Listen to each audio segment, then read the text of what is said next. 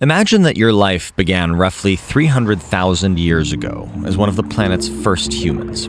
At this time, you live in Africa, near modern-day Morocco, and your life isn't too different from that of your hominid parents. You make crude tools, hunt, and gather food and materials until, eventually, you perish. But this is only the beginning, because after dying, you travel back in time to be reincarnated as the second human ever to live. While you don't remember your former life, your previous actions affect you nonetheless. And after dying once more, you return as the third person, then the fourth, the fifth, and so on, living the lives of every single human that's ever walked the earth. Strung end to end, these lives last almost 4 trillion years. Since you only recall the life you're currently living, your psyche doesn't carry the entire weight of human history. However, each of your lifetimes still has a profound impact on your future selves. Sometimes your influence on the world is obvious, but these major historical figures only account for a tiny fraction of your experience. Instead, your existence consists mostly of ordinary lives, filled with everyday tasks like eating, laughing, working, and worrying. For approximately 1/10 of your 4 trillion years, you're a hunter-gatherer. For 60%, you're an agriculturalist, developing tools and techniques which you employ over roughly 800 billion years of working on farms. Across your lifetimes, you spend 1.5 billion years having sex and another 250 million years giving birth.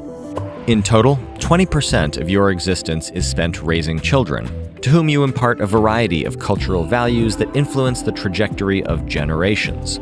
In some lives, you shatter those cultures through invasion and imperialism.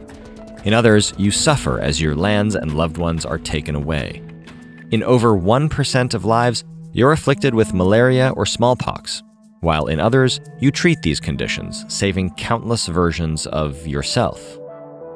In humanity's early days, the average lifespan is fairly short. There are fewer lives to live, and your influence is usually limited to people physically near you.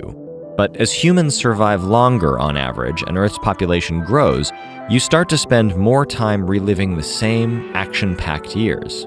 A full third of your existence comes after 1200 CE, and a quarter of it takes place after 1750. At this point, technology and society start changing faster than ever. You invent steam engines, configure factories, and generate electricity, which power the daily machinery of all of your later lives. You live through revolutions in science, the deadliest wars in history, and dramatic environmental destruction. On average, each new life lasts longer, but the pace of your existence keeps accelerating. Conversations that previously took months to unfold now happen in minutes.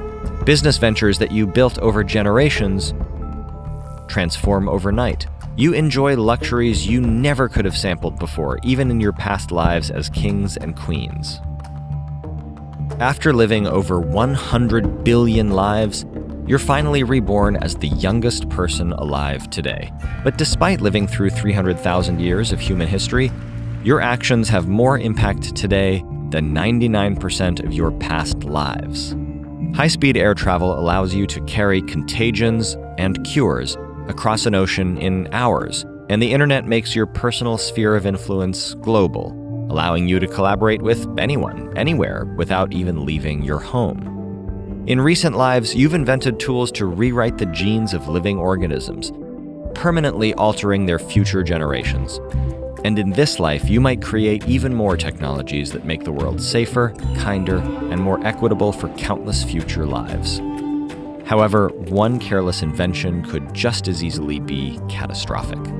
Between nuclear weapons, lab leaks, climate change, and other existential threats, humanity's risk of inducing our own extinction has never been higher. In this fast-paced, interconnected world, it's frighteningly easy to undo all of humanity's progress, or potentially cut short all your possible futures. There's no way to know what will happen next, but what's clear is that your potential is limitless. So how will you spend this life? And what can you do to work towards a better future for all your lives to come?